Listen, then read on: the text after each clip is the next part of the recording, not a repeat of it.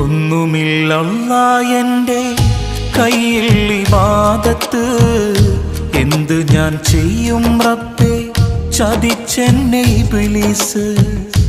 ഓർക്കുവാൻ വയ്യ റഹീമേ നിന്റെ അദാബ്, ഈ തൗബ സ്വീകരിച്ച് എന്നെ നീ നന്നാക്ക്, ജഹന്നമിൻ വിറകാക്കല്ലേ അല്ലാ.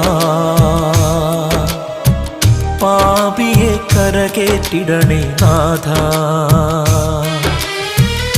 ജന്നത്ത് നൽകുമോ ഓശാരമായല്ലാ.